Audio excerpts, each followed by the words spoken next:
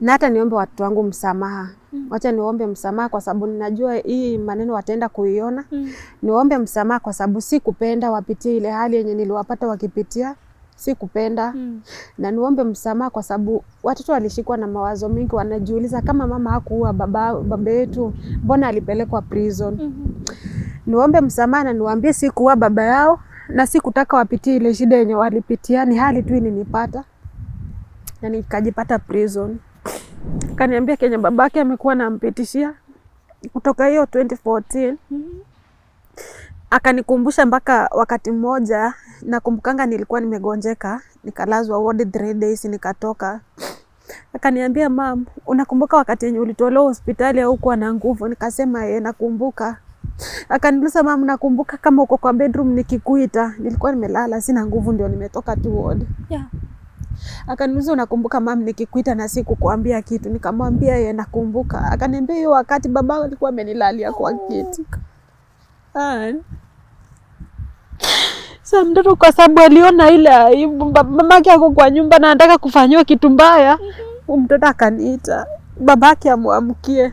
Wakati yenye babake alikuwa analala na yeye, alikuwa anamnunulia hizo nini zinaitwa hizi za kuzuia mimba, zinaitwa e-pills. Sijui ama zinaitwa emergency pills. Emergency pills hizo. Alikuwa anamnunulia hizo, anamwambia ameze kwa sababu mtoto hakuwa anajua kujiprotect, ajui mambo na family planning, ajui na kitu yoyote. And this is a teenager. Na ni mtoto mdogo, alikuwa mtoto mdogo.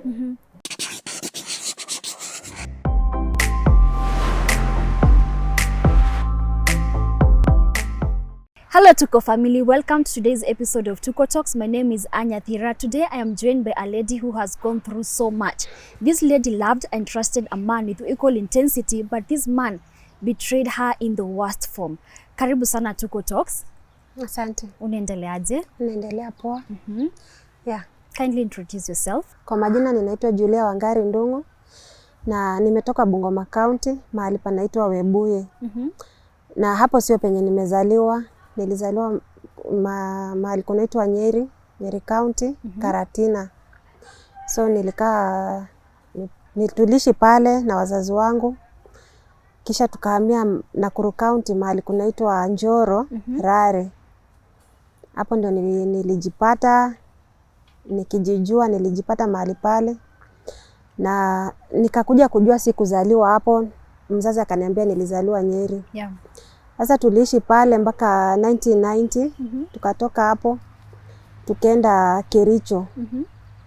Pale Kericho tulikaa mahali kunaitwa Orenguroni mpaka 1992 wakati wa vita. Tukatoka hapo 92, tukakuja mahali panaitwa Elbagon. Yeah. Elbagon tukaishi hapo, nikalelewa pale.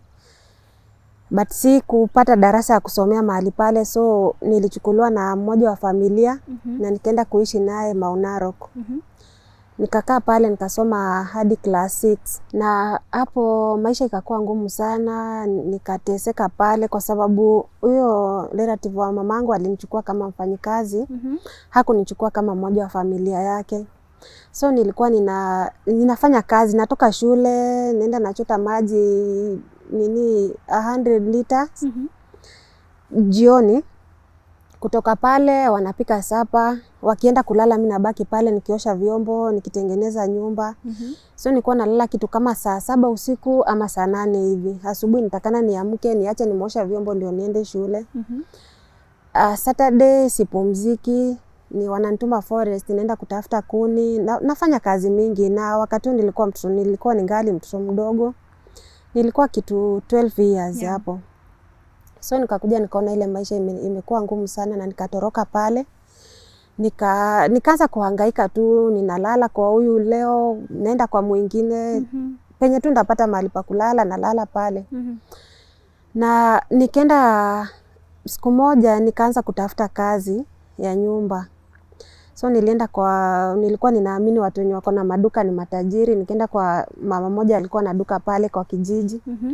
Na nikampea shida zangu na akanisikia na akaniweka kwake. Na hakuniweka kama mfanyikazi, isipokuwa nilikuwa tunamsaidia zile kazi kidogo kidogo tu, umri nilikuwa bado mdogo. Yeah. Nikakaa pale mpaka nikaona sasa natakana kurudi nyumbani. Sasa nilifika nyumbani kwa mamangu, nikakaa pale Elbagon town, tulikuwa tunaishi kwa rental house. Nikakaa pale, maisha ilikuwa mbaya. Maisha wakati tulitolewa kwa shamba yetu, maisha ilibadilika na ikakuja ikawa ngumu kabisa. Kiasi mzazi wangu angekuwa na uwezo wa kunisomesha mimi, na bado nilikuwa na siblings wenye walikuwa nyuma yangu. So niliamua tu kuhustle tu pale, tunaenda kibarua ya shamba, tunachoma makaa. Vitu kama hizo makaa tunauza ndio tupate chakula na mamangu aweze kusomesha wengine wenye walikuwa nyuma yangu. So mimi masomo yangu ilifika pale hivyo class 6 na ikaishia hapo.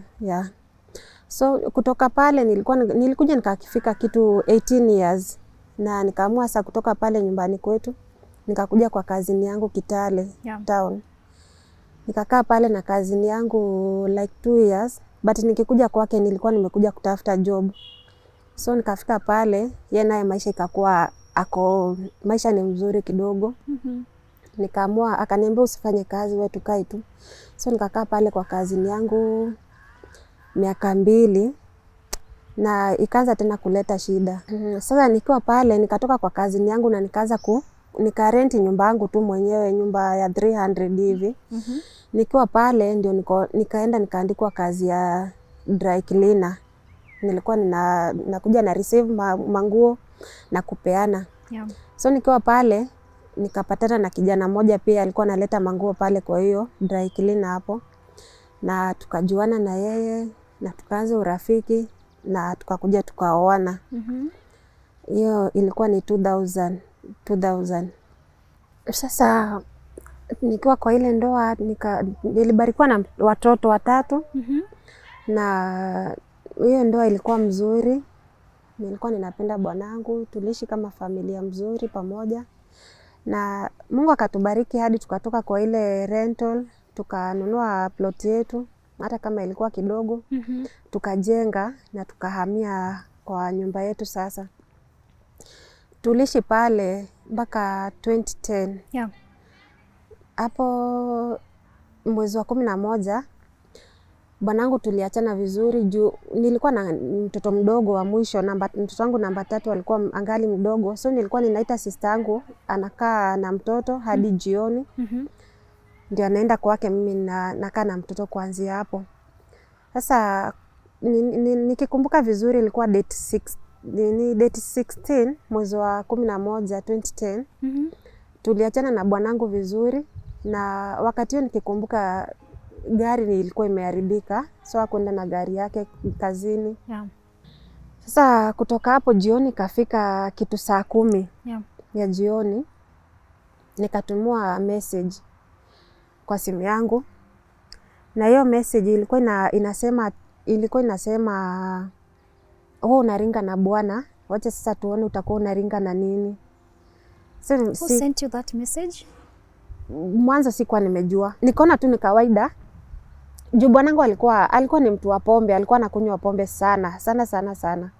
So mimi hata kuona hiyo message nilijua tu unajua kuna wale wanawake wachokozi, nikajua maybe ako na mwanamke na ameamua nini kunihurt. So sikushughulika, nikajua tu atakuja.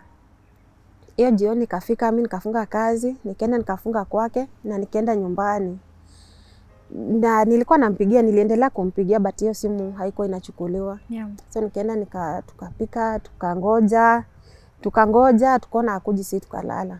Kesho yake asubuhi nikaenda kwa job na ikabidi nianze sasa kufuatilia. Juu alikuwa hata hakuji, wakati mwingine hata hakuji nyumbani. Nikafuatilia, nitake kujua mahali penye alienda, akakosa kurudi. Nilijaribu kumtafuta, nikajaribu kupiga mpaka simu kwao, wakaniambia hakuenda kwao.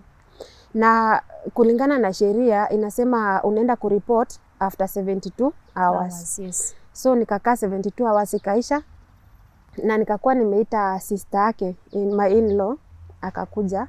So tukienda kuripoti, tulienda na yeye. Nikaenda nikaripoti na nikapeana ile message yenye nilikuwa nimetumiwa. Wakaniambia hiyo message ilitumwa kutoka kwa simu yake mwenyewe. Are you for real? Yeah, ilitumwa kutoka kwa simu yake. So maaskari wakaniambia nimeandikisha nirudi nikisikia kitu yote niende niwaambie. Na nikitaka kutoka, askari mmoja akaniita. Akaniambia, akaniuliza unaweza kuwa na 3000. Nikamwambia niko na 3000 kwa simu. Akaniambia enda utoe, ukuje ulipe tufanye nini? Tumweke kwa tracking ya polisi ya CID. Wakatrack hiyo Thursday mahali penye alikuwa, ikaonekana alikuwa mahali panaitwa Matunda, iko Kitale bado. On your way to Eldoret. Sasa wakaniambia, ilikuwa asubuhi, wakaniambia rudi saa 8 tuone mahali penye itakuwa imefika. Yeah. So nikarudi hiyo saa 8, bado ikaonesha tu alikuwa pale Matunda cell. Kurudia ikaonesha alikuwa Gilgil. Hiyo simu yake inaonekana Gilgil, mahali kunaitwa Shokereria. Mimi sijui ni wapi. Sasa wakaniambia enda, tutaendelea kufuatilia na pia wewe ukisikia kitu yote ukuje utuambie. Sasa tukarudi.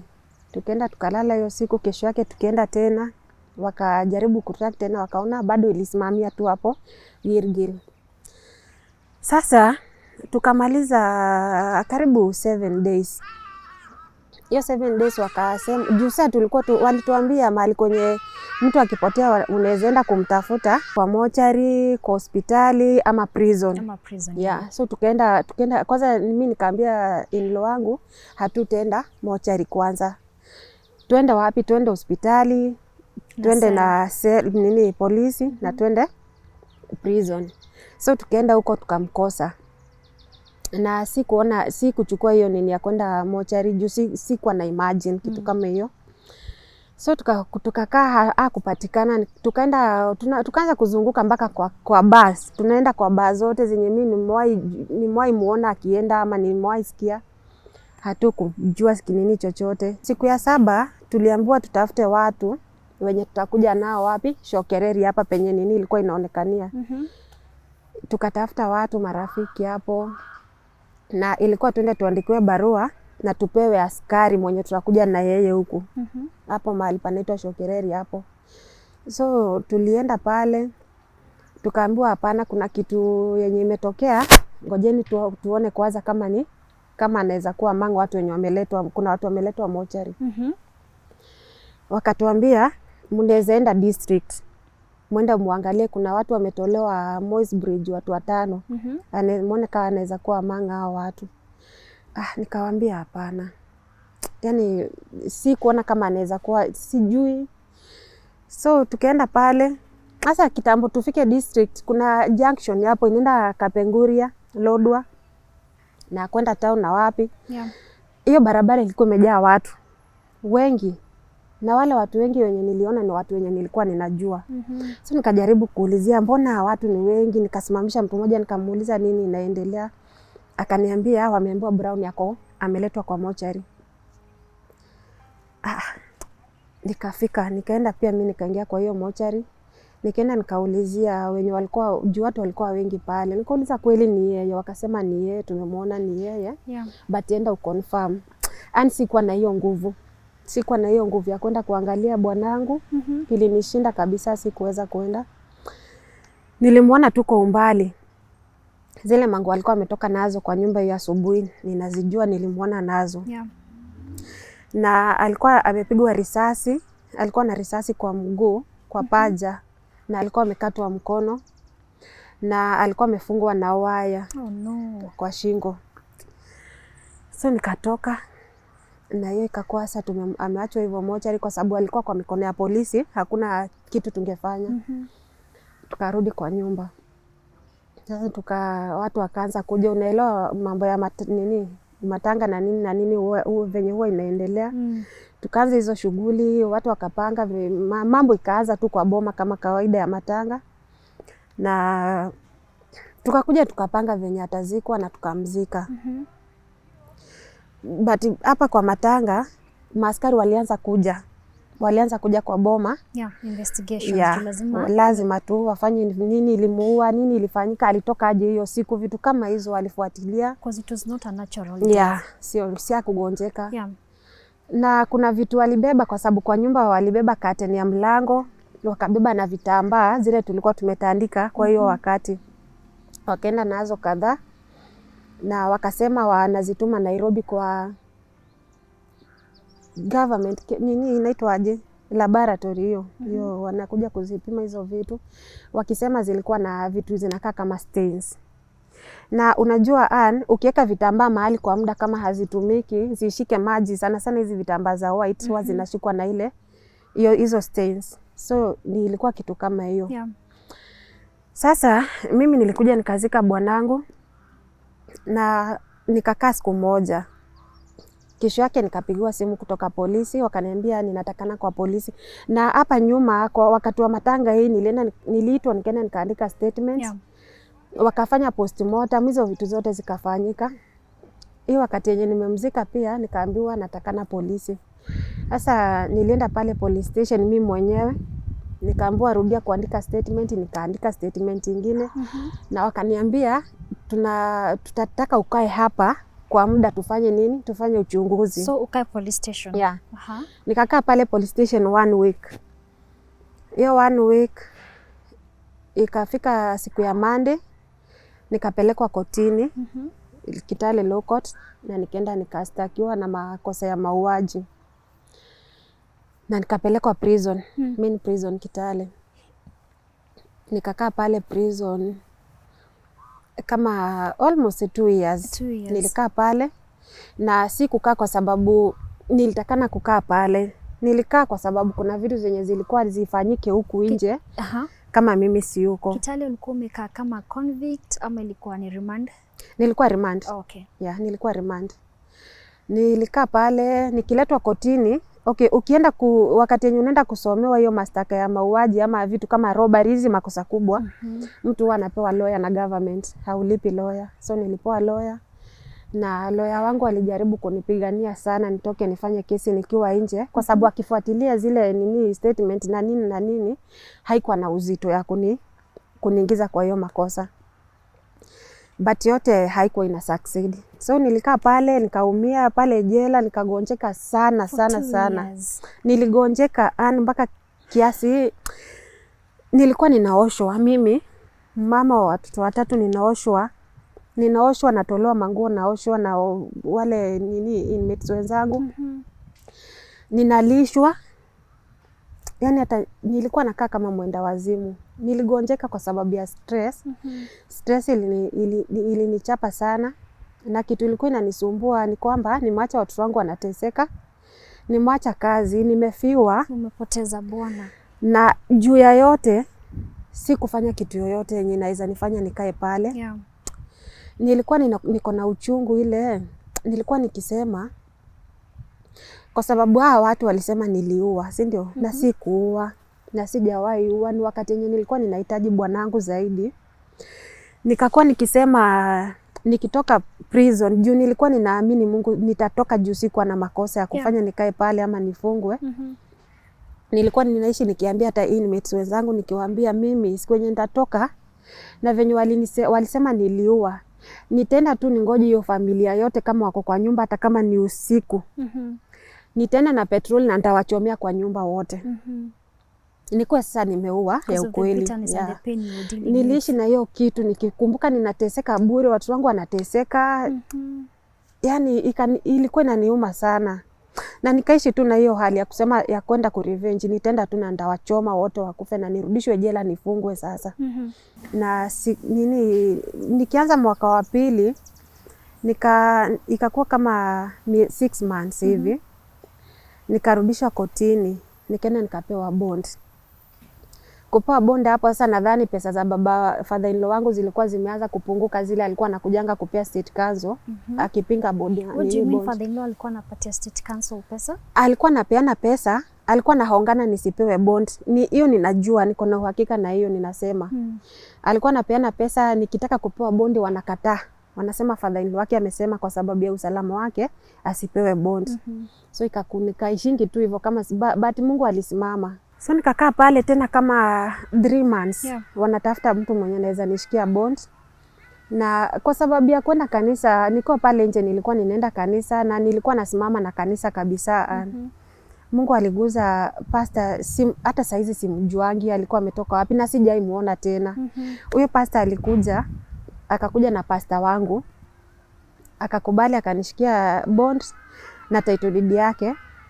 Nikatoka hiyo siku nikaanza kufanya kesi nikiwa nje. Wow. But sasa hii kesi ninafanya nikiwa nje, ninamalizia kesi, inaelekea saa judgment. So nikafanya kesi hapo miezi kadhaa. Na ikafika judgment, na judgment yangu ikaamuliwa, nikaambiwa sina makosa. Na Julia, ulienda jela ukiwa na watoto wadogo. All that time walikuwa wanakaa na nani? Watoto wakati nilienda polisi, juu sikuwa ninajua ninaenda kufungiwa, nilikuwa ninajua naenda kuandika statement nirudi nyumbani. So sikushughulika kuwacha kaa nimepanga familia yangu. Wakati nilifungiwa pale, wale father-in-law walikuja na familia, wakatoa wale watoto kwa nyumba, wakabeba vitu zote zote mpaka na malazi yenye nilizalia wale watoto walibeba. Mamangu akachukua watoto wawili juu si unaona imekuwa ni wakati wa kuomboleza, bado wazazi wangu wako. Mamangu akaenda na mtoto mdogo au kakijana ni third born wangu alikuwa na miaka 2.5. Akaenda na yeye, na watoto wengine wakabaki na sister yangu. Na sister yangu walikuwa wadogo bado, walikuwa tu ndio wasichana tu wadogo. So wakaanza kung'ang'ana hivyo na hao watoto. Kutoka pale nikapewa bond, nikatoka. Nikakuja nikafanya kesi na ikaamuliwa, nikaambiwa sina makosa, nikaanza maisha. Oh, thanks God. Nashukuru Mungu sana. Na wakati nilitoka nilienda nikakutana na father-in-law wangu. Juu mimi nilitoka prison na nikaenda kwa nyumba kwenye ninajua ni kwa boma yangu. Nikaenda nikapata kuna watu wengine wanaishi. So nikauliza, na nyinyi mlikujaje hapa? Wakasema hapana, sisi tulipoa nyumba na Mkorino. My father-in-law ni Mkorino. Wakaniambia sasa kama unataka kujua mambo zaidi unaweza tafuta babako. Na nikaona hapo ni kweli, juu yao ndio walijileta pale. Sasa hapa nikamwambia baba, nimekuja kurudisha watoto wangu kwa boma yao. Juu hiyo ni boma yao. Akaniambia boma hawezi rudi. Nikamuuliza kwa nini?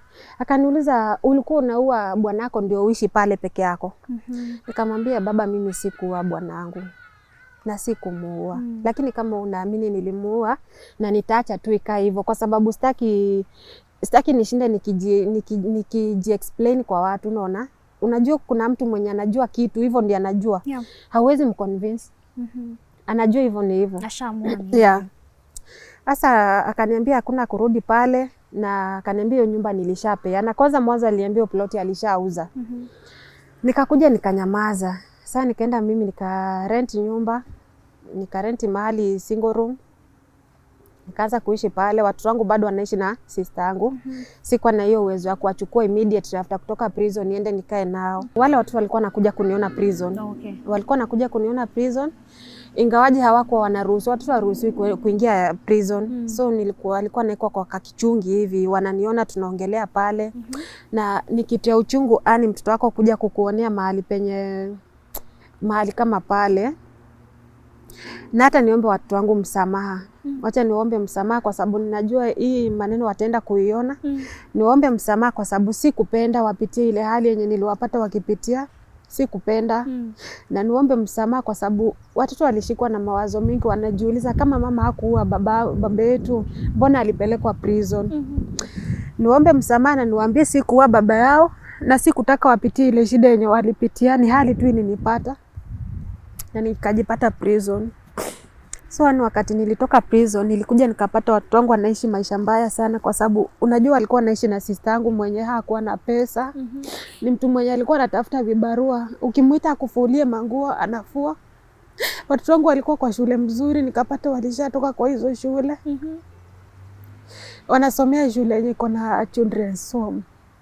Hapo ndio nilipata watoto wangu wanasomea.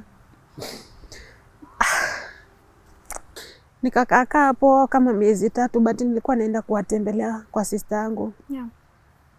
Nikajipanga na nikaenda nikawachukua after kufunga term, nilienda nikawachukua. Wakakuja nikaanza kuishi nao sasa. Ingawaje maisha ikuwa mzuri, nilianza kuuza makaa nusu gunia. At least nipate kitu ya kulipa hiyo nyumba, ilikuwa 500 wakati huo. Na nipate chakula. Sasa tukaendelea na hiyo maisha hapo, nikauza hiyo makaa hivyo. hatukosi chakula sasa, ingawaje sisi hatukula hata saizi, sisi hatukulangi chakula yenye tunataka. Huwa tunakula chakula yenye inapatikana. So tuliishi kwa hiyo maisha mpaka tukiendeleanga na hiyo maisha hivyo, watoto wakaingia shule, wakaanza wakati walifungua nikawapeleka shule na wakakubaliwa pale. Nikaeleza shida yangu na huyo head teacher akanielewa.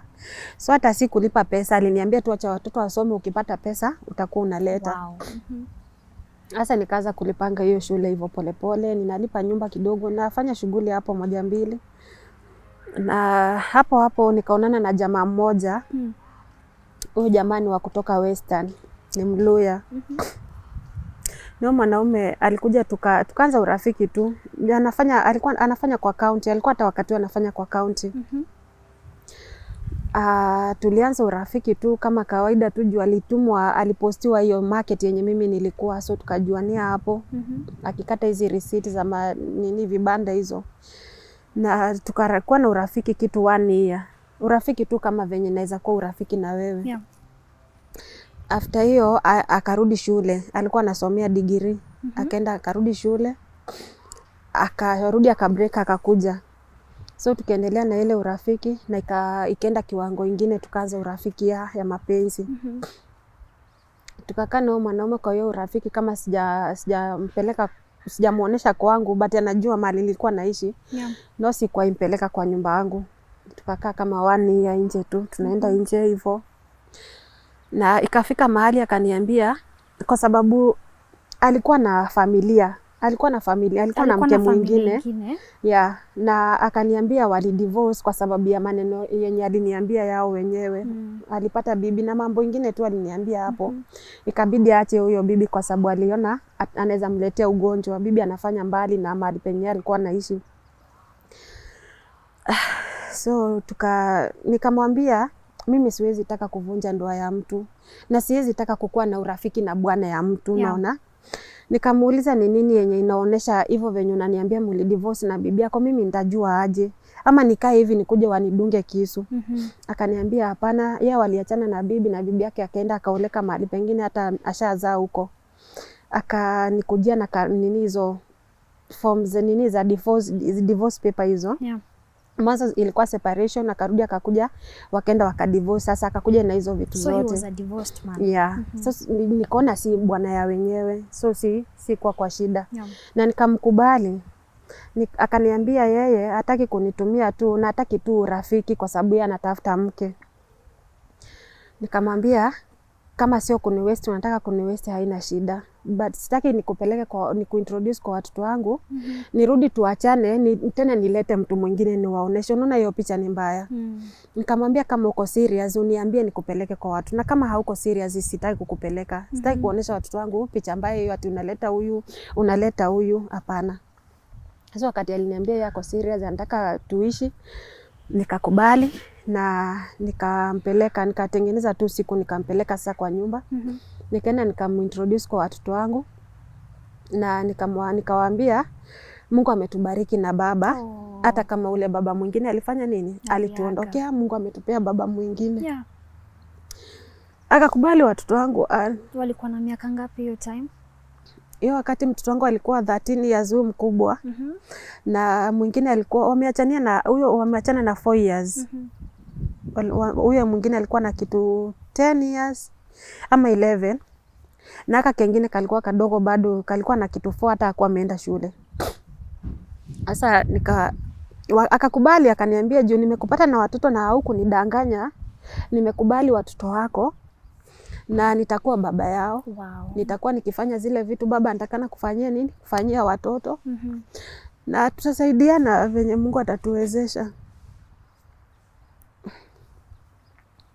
So mimi nikashukuru Mungu kwa sababu hata sikuwa ninataka nijiwaste ati nianze kutembea huku na huku.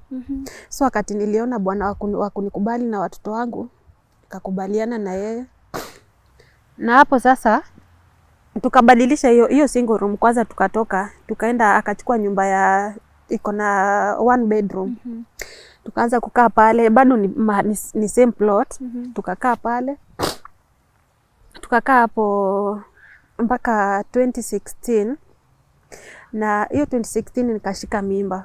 2015 nikashika mimba, ikienda kuisha hiyo mimba ikakuja ikaharibika. Ingawa hata nilipata mimba yenye sikuwa nimejipanga juu bado niko kwa rentals, ni ile tu. Huwa ninasema sometimes inakuanga bahati mbaya. Hiyo mimba ikakuja ikaharibika, nikashika mimba ingine. Sasa wakati nilishika hiyo mimba, ikafika wakati wa kwenda kujifungua. Hiyo 2016 nilijifungua mwezi wa 8, date 14. Nikajifungulia Bungoma Hospital. Sasa kutoka pale alinikujia kunichukua na akaniambia hataki mtoto wake aende alelewe kwa Landi. Akasema mtoto wake analelewa kwao. Na of course Waluhya watoto wao wanakaanga kwao. So akanipeleka, nilikuwa ninaenda kwake kutengeneza, kufanya nini, lakini si kuishi. So ukaenda kuishi na wazazi? Yeah. Okay. Ana wazazi, yeye ana wazazi. Wazazi walikufa akiwa mdogo.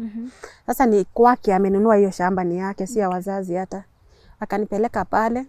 Hiyo jioni akaenda mahali tulikuwa tumerent, akaenda akahamisha watoto. Na kwa sababu ile nyumba tulikuwa tumelipia hiyo mwezi yote, tulingoja hiyo rent ishe, akaenda akahamisha vitu zangu akazileta kwake, zingine akapea watu wao. Hivyo kwa sababu nilikuwa nishanunua vitu za nyumba zangu mwenyewe, si zake. Yeye hakuna kitu alinunua kwa ile nyumba.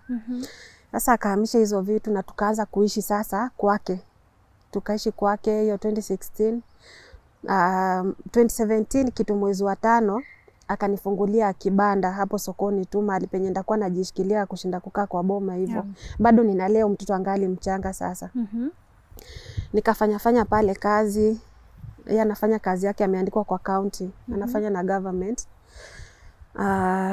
Hadi wakati watoto wangu wanasoma.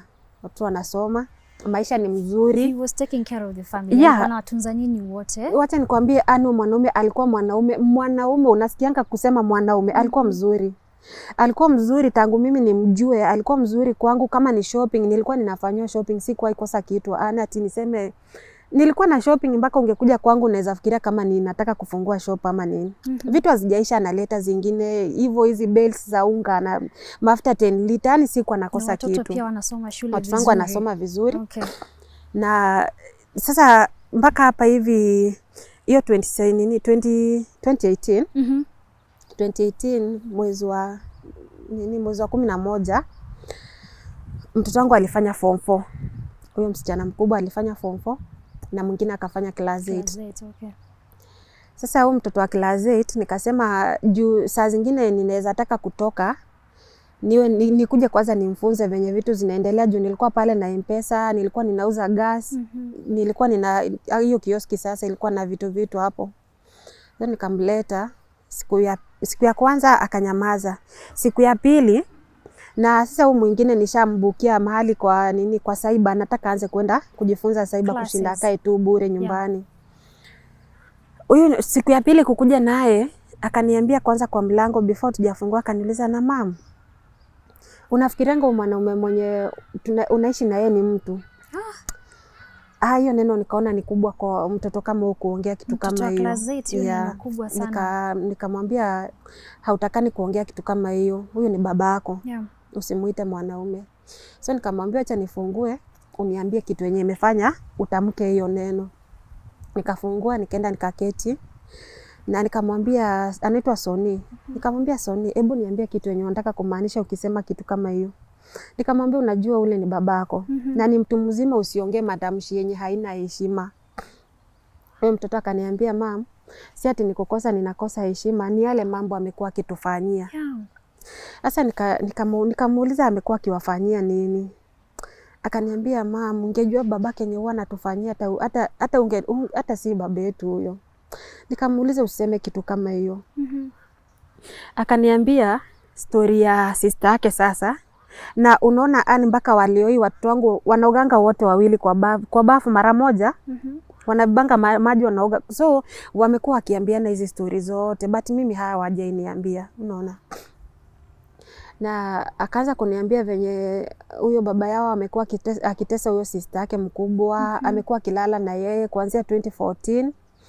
Na nikamuuliza, na unajua ni kitu gani unaongea? Huyo ni baba yenyu, anaweza jifanya kitu kama hiyo? Akaniambia mama, nakwambia ukweli. Na nikamuuliza mbona saizi ndio unasema, kama ni kuanzia 2014 mbona saizi ndio unasema? Akaniambia nimeamua kusema kwa sababu baba ameanza kutaka kulala na mimi. Sasa amekujia mdogo wa class 8. Akasema mimi mama sitanyamaza, baba nifanyie kenye huwa nafanyia Mary. Mary huwa ananyamaza. Na nikataka kujua ni kwa nini Mary huwa ananyamaza. So wakati alinipea hizo story akamaliza venye babake amekuwa huyo msichana, kuna tamu ya mwisho akuwa class 8 walikuwa na tour. Na nikasema kama familia acha nihusishe huyo baba, nimwambie mtoto anaenda tour. Na okay, kama familia tu mnaongea. Sikuwa ninamwambia hivyo kwa sababu singeweza kulipia ule mtoto hiyo tour. Nilikuwa namuhusisha tu. So nikaenda nikamwambia mtoto anaenda tour date fulani. Akaniambia hiyo siku ikikaribia munikumbushe. Okay, sasa hapa katikati before hiyo siku ijafika akaanza kushika huyu msichana mdogo sasa. Ya mdogo class 8. Akimwambia kuja tulale na wewe nikupe 2000 za tour. Sasa mtoto akashangaa akamuuliza babangu ulale na mimi ndio unipe pesa za tour? Kwa nini ulale na mimi na wewe ni bwana mamangu? Akamwambia yeye hizi fanya kitu kama hiyo. Sasa unajua huyu mwanaume hakuwa anajua kama huyu mtoto anajua siri ya sister yake. Hapo ndio akaamua kumwambia baba, mimi hautanifanyia kenye unafanyanga Mary kama amenyamaza. Mimi nitaambia mama. Sasa hapa ndio akaamua kuniambia sasa.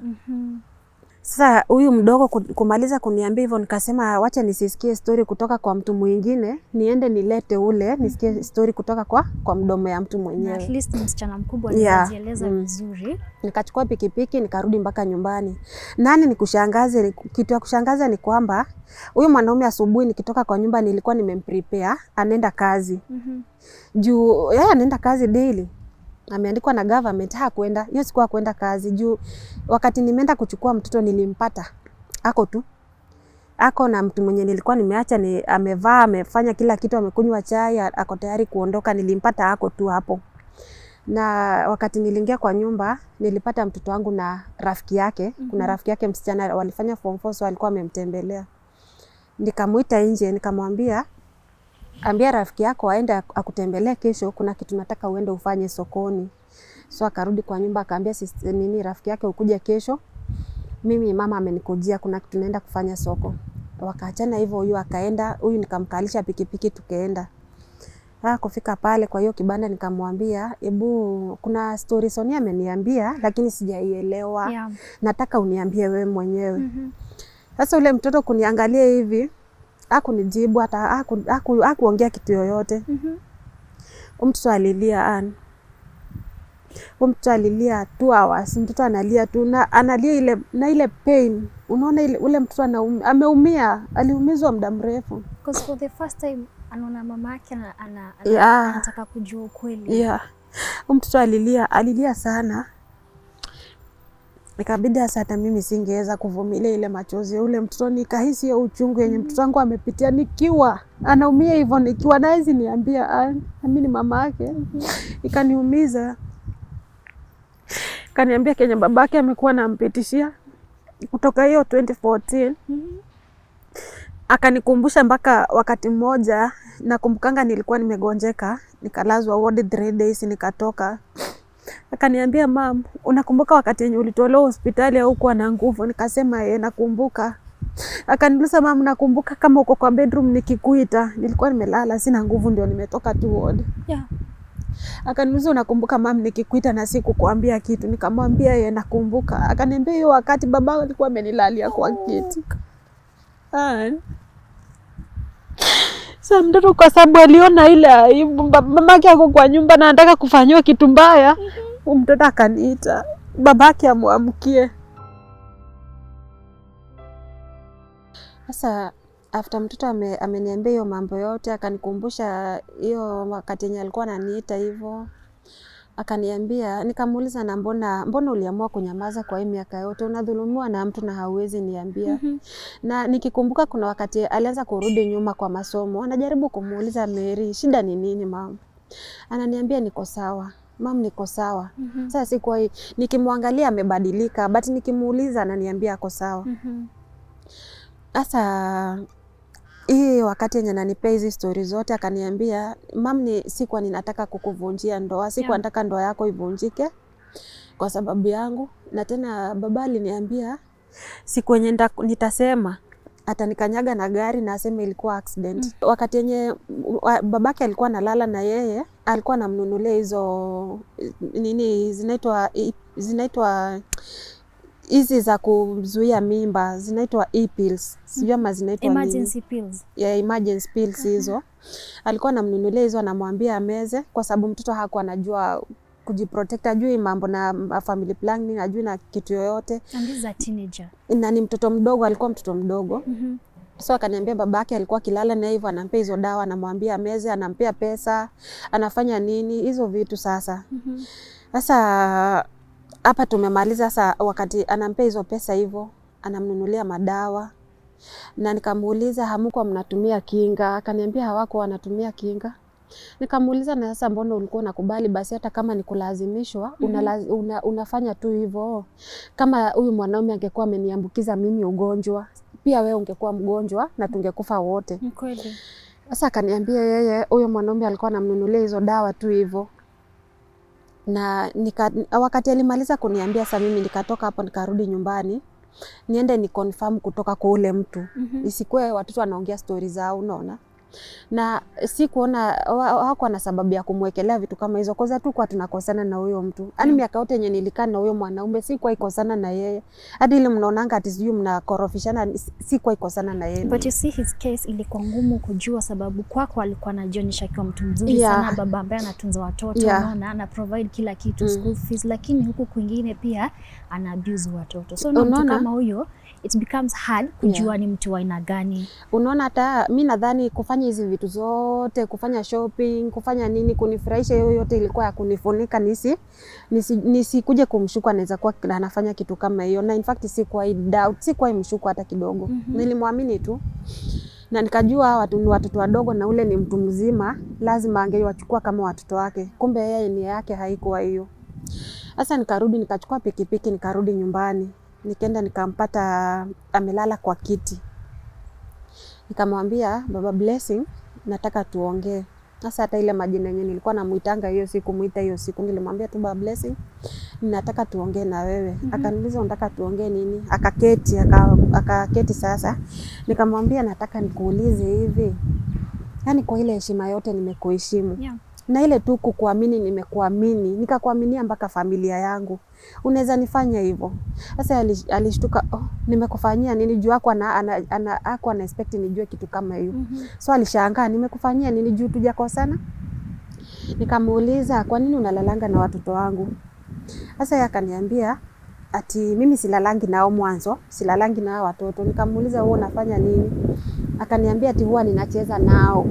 Nikamuuliza ni watoto wasichana na si watoto wadogo wa miaka 2, utasema tunawabebanga unawarusha juu hivi. Ni mchezo gani yenye huwa mnacheza nao watoto? Ati huwa ninacheza nao tu. Nikamwambia watoto hawawezi sema kitu yenye si ukweli. Akaniambia ni sawa, nimekubali. Nikamuuliza unafanyanga hivyo kwa nini? Alikubali. Nikamuuliza kwa nini wewe unalala na mimi niko nalala na wewe mchana na usiku. Hata ukitaka unitoe kwa kazi uniambie kuja tuende kwa nyumba tunaenda. Kwa nini wewe unafanya mtoto? Kwanza watoto unajua ni mayatima, mbona wafanyie kitu kama hiyo? Akasema ni msukumo. Unajua msukumo unasukumo wangu ufanye kitu mara moja. Sio kitu ya kurudia kufanya mtoto mwanamke, hiyo si msukumo. Hiyo ni kitu umezoea. Sasa nikamwambia msukumo hiyo sio msukumo ya 4 years. Hiyo ni kitu yenye unataka tu kuumiza hawa watoto. Na nikamwambia unaweza ona kama unawadhulumu juu mimi sina nguvu, hakuna kenye naweza kukufanya. Unadhulumu mtoto kwa sababu hawezi akakupiga. Na hawezi akajiulizia wewe ni mtu mkubwa kwake. Ukimlazimisha itakuwa ni hivyo. Nikamwambia ule Mungu mwenye alisema yeye ni Mungu wa mayatima, wacha apigania mayatima. Hakuna kenye ndafanya. So wakati yenye alikubali akaniambia watoto akikuja jioni atawaomba msamaha. Nikarudi soko, mimi nikaenda nikafanya kazi jioni, kafika nikakaa pale na wale watoto. Nikafunga tukakuja nao jioni. Tukakuja tukapika sapa, tukaoga, nikitarajia ule mwanaume venye alisema anaomba msamaha atafanya nini? Ataomba msamaha, but haiku happen. Hakuomba msamaha. Aliongelesha hiyo jioni? Hakuongea, alinyamaza tu hivyo. Nikakuja nikajaribu kuongea na sister yake, at least amuongeleshe. Unajua ni mtu mzima, huwezi mpiga. So nilikuwa nataka tu amuongeleshe, amwambia ni watoto, ni kama watoto wake tu, kuna watoto wakubwa. Hao watoto hawana tofauti. Tofauti ni kwamba tu si ndiye aliwazaa, but kulingana na umri ya watoto ni baba yao. Sasa sister yake wakati yenye alikuja akaniambia, wewe ndio ulifanya makosa. Wewe ndio uko na makosa ya kukuja kwa ndugu yetu na watoto. Sasa nikamuuliza unamaanisha nini? Yeah. Juu mimi baba yao watoto alikufa, si ati yako uhai nilitoka kwake nikakuja kuoleka kwingine. Ni kukufa alikufa. Na pia huyu mzee alikupata na watoto. Yeah, alinipata na watu wangu kwa nyumba, si ati walikuwa kwetu nikaenda nikawaleta. Alinipata naishi nao. Yeah. Nikamwambia ukisema ati nilifanya makosa, ningeua hawa watoto nikuje nioleke kwenyu, ama ningewameza niwarudishe kwa tumbo wakae kwa tumbo. Unaona Julia, such people wenye wanafikiria hivyo ndio wanafanya hata kuna kuwa na abusers. Juu wanaacha tu waendelee, kwanza wana shift blame. Ndio unaona alikuwa ni kama anamuunga mkono kwa kitu yenye alifanya. Sasa nikajaribu kuongea na sister yake, nikamuelezea na nikaona hakunisaidia chochote. Juu aliniambia sasa unataka nimpige, unataka tumpige. Akaniambia ukiona umeshindwa kukaa hapa, wewe fanya nini? Wewe enda. Nikamwambia ni sawa. Sasa wakati niliona hakunisaidia kitu, kesho yake nikaenda police station. Yeah. Nikaenda nikaripoti, nikaandikisha OB na nikapewa summon ya kumuita. Nilipewa summon, nikaenda sijui ni nini ilimshika, akakuja kuingia kwa kapoti kangu hako. Akaenda akapata hiyo summon. Akaisoma na akaona wamemsummon yeye, akaniuliza, umeamua kunifunga? Umeamua kunifunga watoto wangu wabaki wakiteseka? Nikamuuliza, watoto wako wabaki wakiteseka? Wale wenye unadhulumu si watoto wako, ndio watoto. Yeah. Saa akachukua hiyo summon akakatakata. Nikarudi huko tena, nikaenda nikasema ile summon mlinipea ilikatakatwa, so haikumsaidia. Yeah. Wakaniandikia summon nyingine, wakaniambia ukitoka hapo usiende kuweka mahali penye uliweka hiyo nyingine, peleka direct wapi? Kwa mzee wa mitaa. So hivyo ndio nilifanya, nikaenda nikampelekea. Na unajua ni wa area yangu tu bado. Na wakati nilimpelekea hiyo summon ilimfikia bata hakuenda. Ile siku yenye nitakana kwenda, nikaenda hapo nikamgoja hakuja. Yeah. Sasa wale maaskari wakaniambia nikawauliza sasa juu amekosa kuja kwa summon ya kwanza wafanye nini? Na wakaanza kuna askari aliniambia koplo, alikuwa ni koplo, akaniambia fanye hivi kitu yenye tunaweza kukusaidia hata huyu mwanaume wa muarrest, juu hata hiyo summon tukikuandikia ingine bado itakuja tu, tutaongea tu na story itafanya nini? Itaisha. Yeah. Wakaniambia jaribu kutuma huyo mtoto aende alale na huyo mwanaume. Huyo mtoto mwenye amekuwa abused. Yeah. Na this man. Yeah.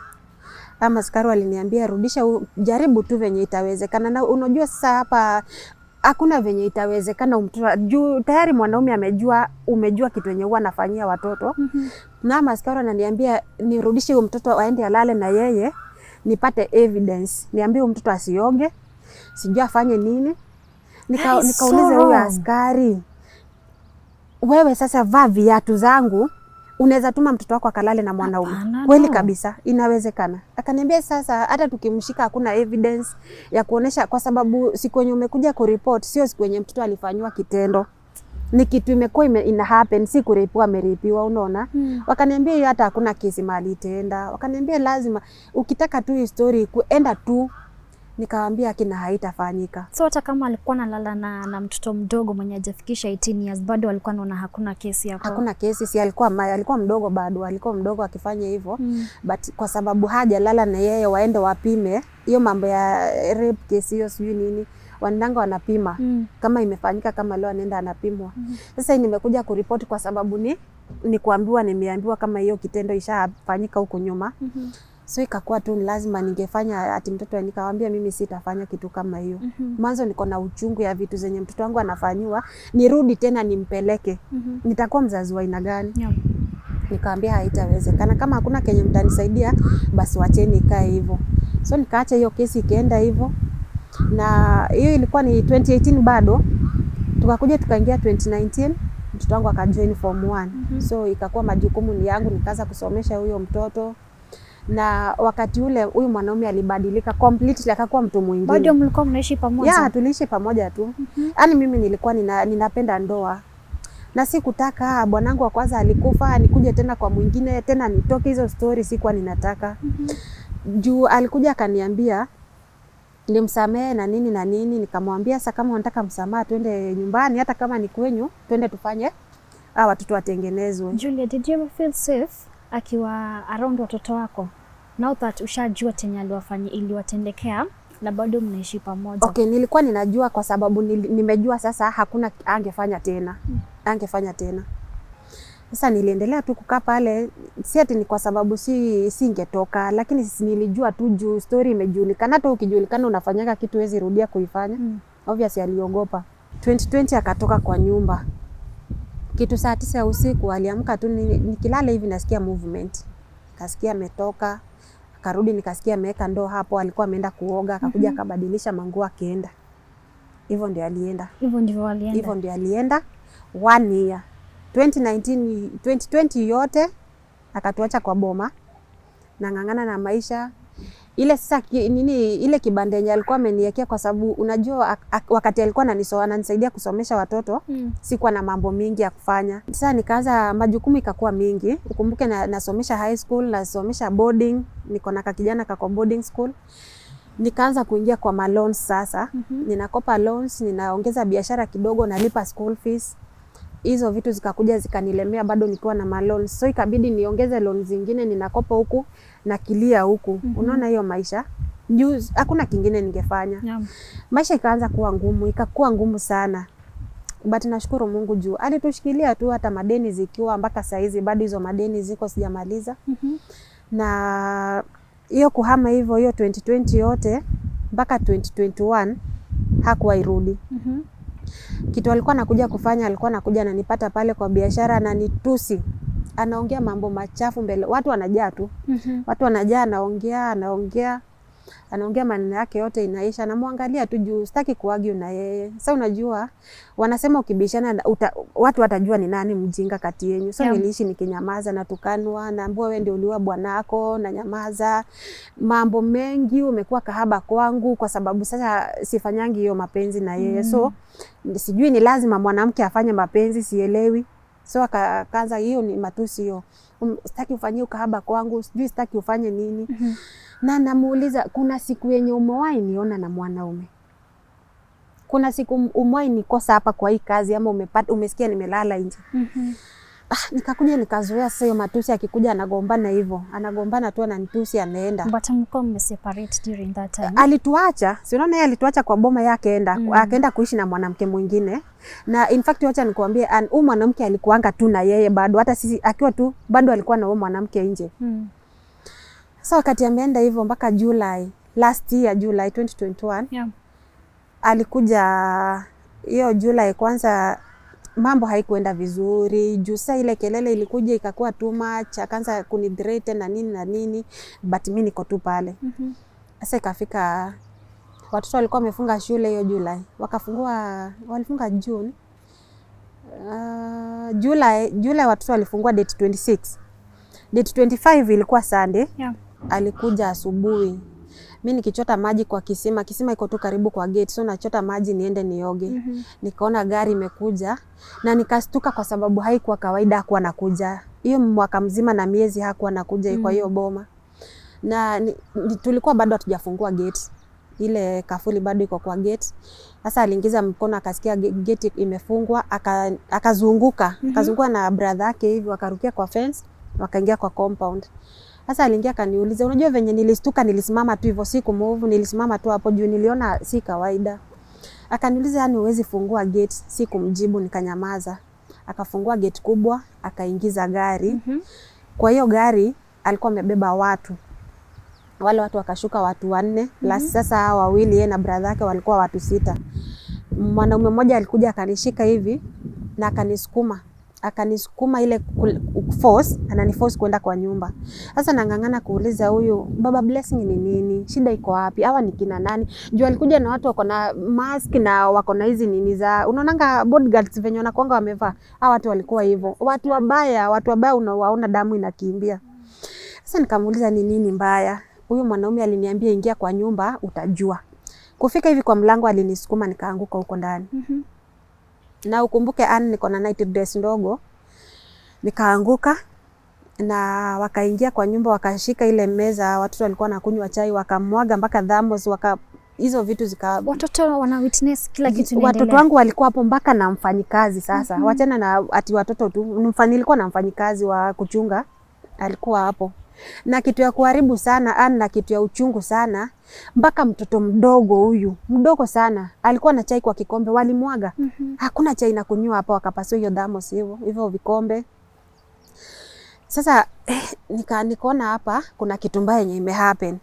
Sasa nikataka nitoke hapa penye mtu ameniangusha, niamke niende kwa kabati juu simu yangu ilikuwa charging. Nichukue simu, nikimbie nje, at least hata nipigie watu wakuje wafanye nini, watuletee usaidizi. Nikitaka kwenda hivi, akaambia ule mtu asiguze kitu yoyote. Sasa mtoto wangu akapata nafasi, akakimbia nje na akaanza kupiga nduru. Huyu brother bwanangu alienda akaanza kupiga mtoto mdogo msichana, huyu mwenye size ako form 3, akaanza kumpiga. Sasa wakati yenye alisema ati wasiruhusu nishike kitu yoyote, mwanaume alikuja akaniangusha chini na akakuja katikati ya miguu yangu. Sasa akili yangu inaniambianga huenda huyu mwanaume alikuwa anataka kunirepu mbele ya watoto wangu. Na mtoto wangu venye aliona mwanaume amekuja katikati ya miguu, msichana alikuja akamsukuma, akaanguka, kisu ikaanguka penye nilikuwa. Huyo mwanaume alikuwa na kisu kwa koti, kwa mfuko ya koti, kaanguka, nikashika hiyo kisu na nikatoka nje. Sasa wakati yenye nakimbia akitaka kunishika, bwanangu alimwambia wachana na yeye aende. Nikatoka hivyo na hiyo kisu mpaka Webuye police station. Nikaenda kwa OB, nikawaambia niko na emergency, mimi nimeacha watoto wangu wanauawa kwa nyumba, naomba mnisaidie. Nikawaambia niko tu na hiyo night na sikuwa na kitu kingine ndani, hata panty sikuwa na, sikuwa hata na slippers. Venye nilisukuma zilianguka, nilitoka kwa miguu. Huyo madam, nilipata madam hapo kwa OB, akaniambia hautakani kuja kuripoti hapa, unatakana uende uripoti, na yeye ananituma ni posti tu, haina gari, haina kitu yoyote. Akaniambia nenda ripoti Makese.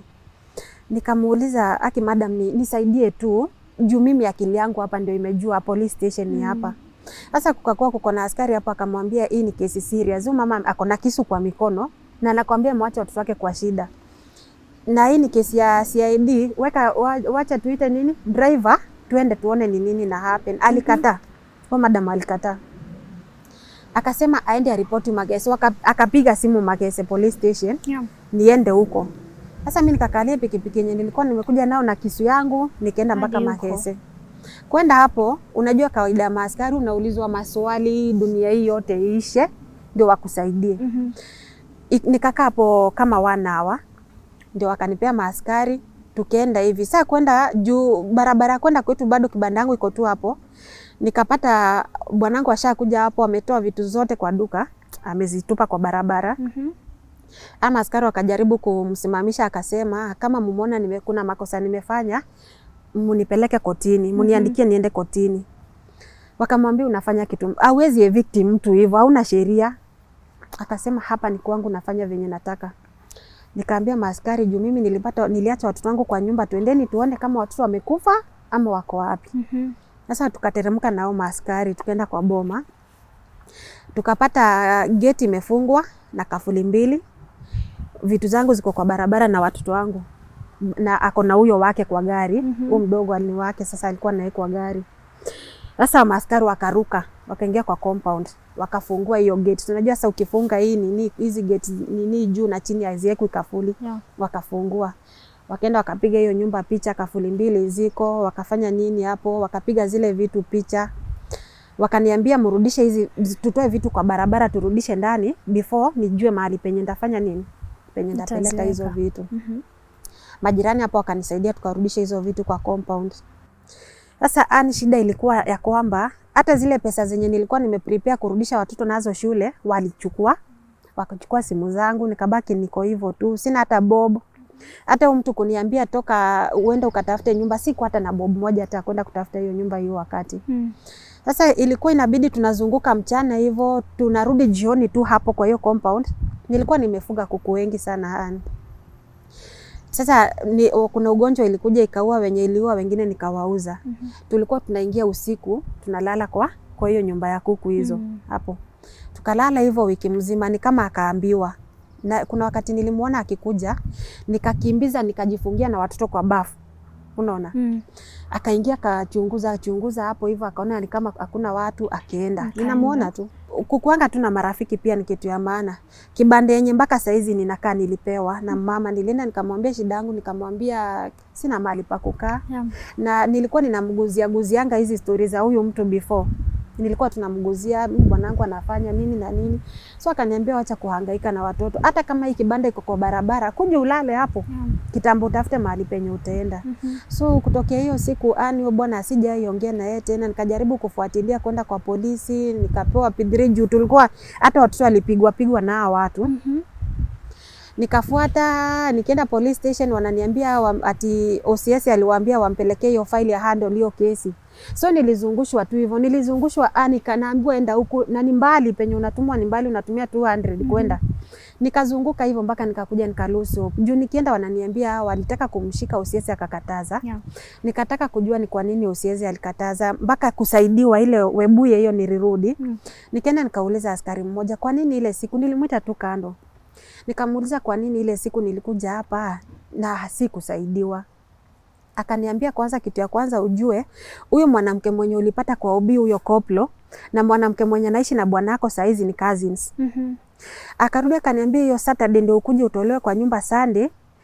Huyo bwanako alikuja hapa na wakaongea na OCS. Sasa nikatoka hapo nikaenda kwa hospitali. Juu OCS kama kusaidia unaenda kwa mkubwa. Nikaenda kwa hospitali, OCS akaitwa. Akaulizwa mama alikuja hapa. Mara ya kwanza amepigwa. Kuna wakati nilipigwa, nikaenda huko na alinigonga na sahani kwa uso. Nikaenda hapo wakati wa corona koti hazikuwa zinafanya, so hiyo kesi ilikuja ikaisha hivyo. Hospitali akamuuliza, mama amekuja hapa na kesi na sio mara moja. Nilikuwa na hizo OB karibu 10. Wakauliza hizi OB zote mmemsaidia aje? Nyinyi ndio mnaharibia maaskari majina kwa sababu mama kama huyu ako na shida shughuli na mmekataa kumsaidia. Akakuja mpaka na kisu juu nasikia alikuwa kisu ilikuweko. Mkamtuma mahali pengine. Police station ni police station yenye iko Kenya. Hata kama ni Nairobi, aende aripoti hapo mnatakana kutake action. Sasa OCS ni kama hakuona vizuri.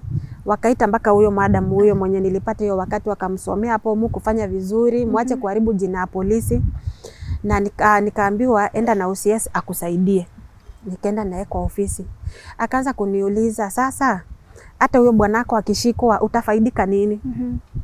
Umeona? Nikamwambia at least ndakuwa nimepata haki. Juu mtu kunifukuza after 10 years si kweli, si haki. Na leo umesamehe bwana yako? Nilimsamea but bado niko na uchungu kwa sababu ya kile alinifanyia. Angeniletea majambazi wanitoe kwa nyumba, mimi nilikuwa mke wake. Na kama kulikuwa na kitu angekuja anitoe kwa uzuri, singekatalia pale. Kitu mbaya yenye alinifanyia ni kwa sababu huwa ninaona hata kama nikuniua anaweza niua. Juu mtu amekuletea majambazi, kisu imeanguka. Maybe kuna itongo aje, ningekataa kukubaliana na venye walikuwa nataka, maybe kifo ingetokea pale. So huwa nina uchungu na sijui kama ndakuja kusahau Kenya alinifanyia. Amedhulumu watoto wangu, wakakosa haki, nikadhulumiwa, tukakosa haki. Saizi sina pa kuishi, naishi kwa hiyo kibanda. Kitu ninaumia ni kwa sababu hata school fees. Sasa tangu hiyo last year yote sijailipa school fees, ilinishinda. Na nilikuwa nimelipa kidogo, hiyo ingine ikanishinda mpaka saizi. Sijaweza kulipa tena, sijaweza kulipa zile loans. Kuna wakati nilikuwa na mitungi ya gas, wakakuja na auctioneers wakabeba hizo mitungi. Tukimalizia, what message do you have for your daughters? Sasa kitu yenye ningependa kuambia watoto wangu ni wakae wakijua kwamba ninawapenda sana. Na hata kama wangeniambia ile makosa yenye mwanaume alikuwa anawafanyia, ningewachuzi kwa sababu ni damu yangu na wametoka kwa nyama zangu. Na niwaambie wasikai dhulumiwa na mtu, waogope kusema. Juu ukisema ile kitu yenye mtu angefanya haitafanyika. Na nirudi niwaambie ninawapenda sana, na hii shida tumepata wote. Wanajua maisha yenye saizi tunaishi wote pamoja, shida tunapitia wote pamoja. Na hasa ningependa kuongelesha msichana mkubwa akiwa mahali penye yako. Nikwambie Mary, kama unanisikia, mimi ni mama yako na ujue ninakupenda. Licha na kwamba hii mambo yote ili happen, si kukubeba kwa ubaya na si kukuonea makosa. Hata kama uliona uende, maybe uli feel guilty. Nikwambie haikuwa kupenda kwako kufanya zile vitu ulifanya. Makosa yenye ulifanya ni kunyamaza. Ungeniambia tungeachana na huyo mtu mapema. Na mahali popote huko sisi tunakupenda, na hata unajua ninakupenda Mary. Na hata huwa ninapea watoto wenyu simu, muongee nao, huwa mnaongea through simu yangu. Sijai kukubeba kwa ubaya.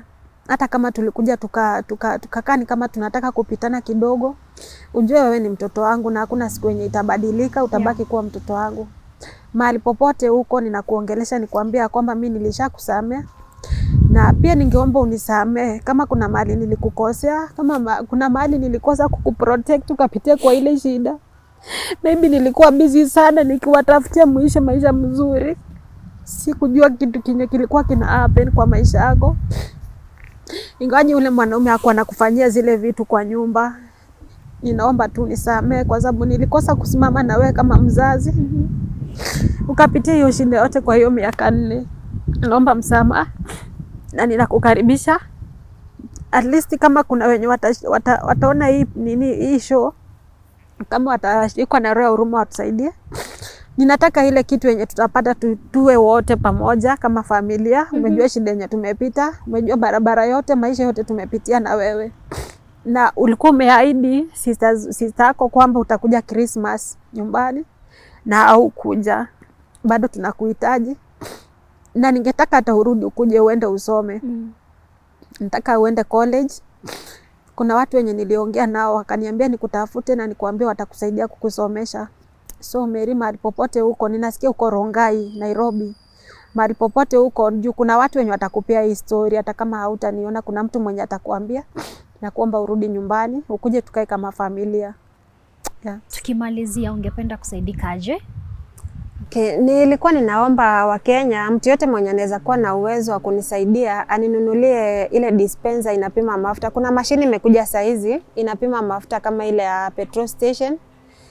Ningeshukuru sana kama nitaipata na nitaanzia hapo na maisha yangu ninajua itakuwa sawa. So mtu yote mwenye anaweza guzwa na hii story na kuwa na uwezo wa kuninunulia hiyo dispenser, anaweza ninunulia na anipigie simu. Na pia ninaomba kazi. Mimi nimesomea driving, najua kudrive. Mtu yote mwenye anaweza hitaji driver, niko tayari kufanya hiyo kazi. Mimi si mvivu, mimi ni mtu mwenye ninapenda kujifanyia kazi. Ni venye tu maisha imekuja ikabadilika tu kidogo, but ninaamini mambo itakuwa sawa. Yeah, namba yangu ya simu ni 0710 30 60 82. 0710 30 60 82. Okay, Julia, any last words to Kenya? Kenyans ungetaka kuambia nini? Okay, Wakenya ningependa kuwaambia kitu ya kwanza, usikae na mambo yenye imekufinya na umeshindwa mahali, yani unanyamaza mpaka unakufa na maneno yako mwenyewe. Na pia ni vizuri niongee kuhusu maaskari. Maaskari wetu wa Kenya mmelegea kazini. Kwa sababu kama mimi kesi yangu nimeenda polisi mara mingi sana na sijawahi saidika. Kuna lugha inaongelewa pale police station ya mwenye nguvu anyanyase mnyonge. Hiyo kitu iko na inaendelea sana. Kuna watu wengi wamedhulumiwa huku nje na wamekosa kupata haki kwa sababu ya watu wengine ambao wako na uzito kushinda upande mwingine. So maaskari, fanyeni kazi yenu, msaidie Wakenya venye mlikula kiapo ya kwamba mtasaidia Wakenya, na muache kuangalia uzito wa mtu. Saidieni Wakenya, kuna mama wengi wanaumia, kuna watoto wengi wamedhulumiwa huku nje na wanahitaji kusaidika, but wakikuja police station inabaki hapo na wanakosa kupata haki. Ndio unaona hii dhuluma ya watoto inaendelea sana kwa sababu watoto hawapewi haki yao. Na pia ningeongelesha president. Kuna kesi za watoto mingi sana, watoto wamedhulumiwa na wamekosa kupata haki. Naomba tu kama inawezekana aingilie kati watoto wapate haki, na wanaume wenye wako na tabia ya kudhulumu watoto kimapenzi. Watoto ni wadogo, mwanaume analala na mtoto na inashindikana venye mtoto anaweza pata haki. Ninaomba tu kama president unaweza sikia hii story ama mtu akufikishie. Saidia watoto wa Kenya wanaumia. Julia, asante sana kwa kukuja hapa Tuko Talks na kushare your story with us, with Kenyans. I know it's going to inspire someone na pia itakuwa funzo kwao. Najua haikuwa kitu rahisi wewe kukuja na kukaa hapo na kushare your story. So I appreciate you so much for that. Thank you so much. Na pia ukiondoka ukirudi nyumbani nataka utoke hapa na one thing. That it was not your fault. Yes. I always want you to remember that, Julia. It was not your fault. I want you to be easy on yourself. Unaona, jisamehe, jua it was not your fault because this man was an adult. Okay. wewe hauko unajua, na pia watoto wako walikuwa wadogo, so to you the fact that hakuweza kukuambia pia walikuwa wameinstiliwa uoga, si ndio? Yeah. So nashukuru sana. Thank you so much. To you Tuko fans, thank you so much for joining in to today's Tuko Talks. We really appreciate your time. Thank you so much. Till next time, let's keep it Tuko Talks. But before I go, I want to thank my director Shiro Mbugua for doing what she does behind the scene. Thank you so much.